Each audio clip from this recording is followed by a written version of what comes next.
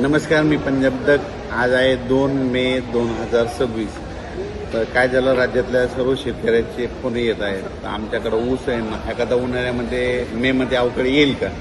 तर ऊस शेतकऱ्यासाठी आनंदाची बातमी.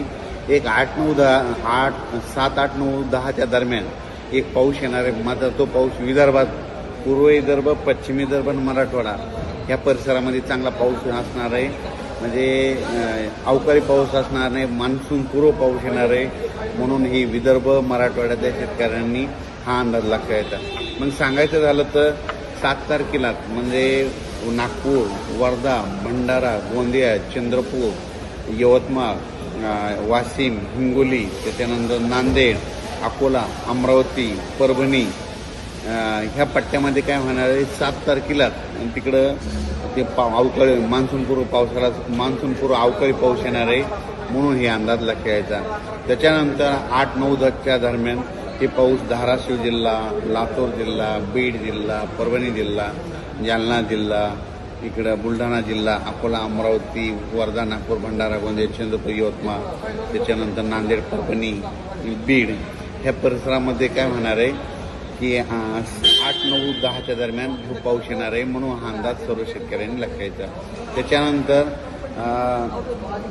कडाष्टी, बीड त्या परिसरामध्ये, दौंड, पुणे या परिसरात देखील 8, 9, 10चा हे मान्सूनपूर्व अवकाळी पाऊस येणार आहे. म्हणून हा अंदाज लक्षायचा. त्याच्यानंतर कोल्हापूर जिल्हा, सातारा जिल्हा त्या परिसरात देखील हा अवकाळी पाऊस येणार आहे. म्हणून हा अंदाज लक्षात येतात.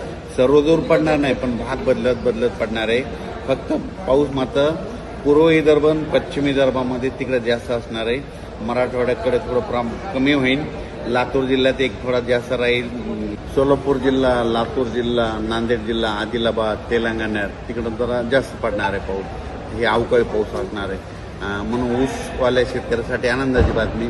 त्याच्यानंतर शेतकऱ्याचे फोन येत आहेत. तर सर्व शेतकऱ्याला सांगितलं होतं की आता कंप्लीट 35 दिवस पावसासाठी राहिलेत, म्हणून तुम्ही शेतीची कामे करून घ्या. जवळपास माझा तर अंदाज आहे 12 मे ते 17 मेच्या दरम्यान अंदमान बेटावर मान्सून दस्तक देणार आहे. म्हणून ही सर्वप्रथम शेतकऱ्यासाठी आनंदाची बातमी.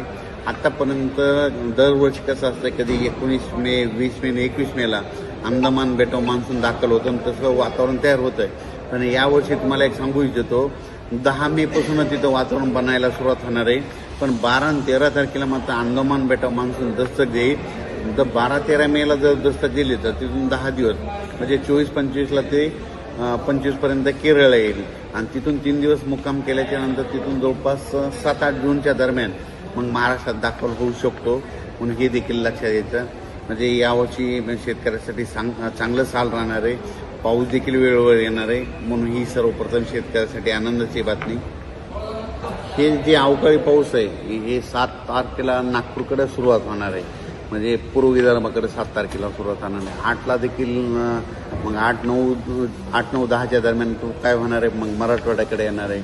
मराठवाड्यातून काही पश्चिम महाराष्ट्राकडे जाणार आहे. म्हणून हे लक्षात येतं. पण सगळीकडे हे पाऊस नाही, फक्त पूर्व विदर्भ, पश्चिम विदर्भ, मराठवाडा आणि पश्चिम महाराष्ट्रात काही जिल्ह्यामध्ये हे अवकाळी पाऊस असणार आहे. म्हणून हे अंदाज, ज्यांचे कांदे असेल तर तुम्ही काय करा, कांदे काढून झाकून ठेवू शकता 7 तारखेपर्यंत. आणि आणखीन एक सांगू इच्छितो की राज्यामध्ये आणखी 6 तारखेपर्यंत दिवसभर सारखं वारं राहणार आहे. म्हणून हे अंदाज लक्षात घ्यायचा. दररोज तुम्हाला 6 तारखेपर्यंत झाडाची पानं हललेले दिसतील, म्हणजे वारं चालूच राहणार आहे. 7 तारखेला मात्र हे वारं बंद होणार आहे. म्हणून ही देखील अंदाज सर्व शेतकऱ्यांना लक्षात घ्यायचा. आणि यावर्षी शेतकऱ्याची जी पेरणी ही 3 टप्प्यात होणार आहे. एकदा 7-8 जूनला पाऊस येईल, कापसाच्या शेतकऱ्याच्या लागवड होतील. त्याच्यानंतर 15-16 दरम्यान येईल, 15 ते 20च्या दरम्यान येईल, त्याच्यात कापसाच्या लागवड होतील. आणि जूनच्या शेवटच्या आठवड्यात मात्र सर्व महाराष्ट्रातल्या शेतकऱ्याची पेरणी सुरू होईल. जूनच्या शेवटच्या आठवड्यात म्हणजे 25 ते 29 जूनच्या दरम्यान. आणि त्याच्यातून जर काही उरले शेतकरी तर 10 जुलै ते 15 जुलैमध्ये मग सगळ्या महाराष्ट्राची पेरणी आटवून जाईल. म्हणून हे अंदाज सर्व शेतकऱ्यांनी लक्षात घ्यायचा. राज्यात मात्र 6 तारखेपर्यंत चांगलं उन्हाची तीव्रता राहणार आहे. म्हणून हा अंदाज सर्व शेतकऱ्यांनी लक्षात द्यायचा.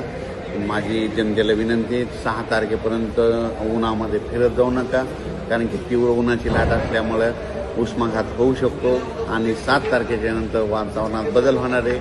मग 7, 8, 9च्या दरम्यान विदर्भाकडे पाऊस येणार आहे. म्हणून सर्वप्रथम विदर्भातल्या शेतकऱ्यांनी अंदाज लक्षात यायचा. अचानक वातावरणात बदल झाला तर परत एक मेसेज दिला जाईल. धन्यवाद.